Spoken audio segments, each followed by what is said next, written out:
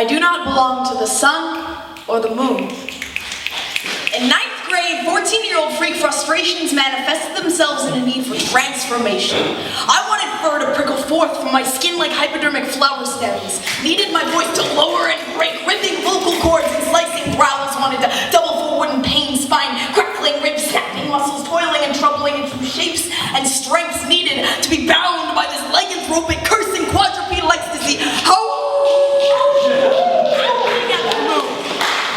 Driven by Artemis and all her virginal, obviously lesbian, werewolf-sanctioned femininity. She was the only god I'd ever prayed to.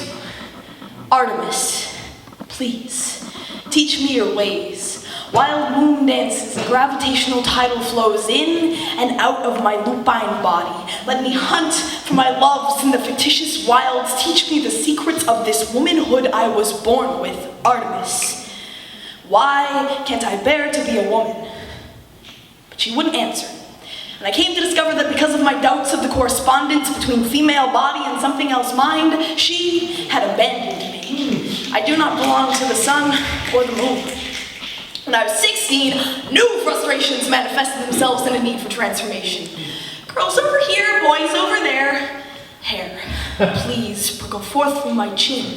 Good morning, girls. Voice, please break, lower and growl. Ladies first. Body, please square out and grow. You are such a strong young woman. Breasts, please be bound by this curse. Be bound by this curse. Be bound by this curse. Intense bandage which will crack my spine, snap my ribs, shorten my breath, and make me feel animal.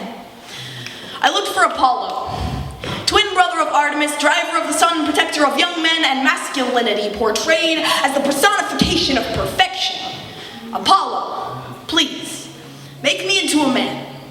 I was no longer praying, for I knew in my 2 years older wisdom that he was nothing but a metaphor, but I still begged him to take my physical me away. This world of Apollo scares me, though. It scalds moon skin all around me with fiery sneers, trying to turn my feminine cohorts into something that is not something. Sometimes I used to join in, trying to be one of the Apollo bros. Solar flaring behind the backs of lovers and friends. I do not belong to the sun or the moon. Solar Apollo is so corrupt among society's blatant misogyny that I cannot relate to him. Lunar Artemis will not have me, and I will not have her, for she is my body, and I want to transform. I am at odds with this binary.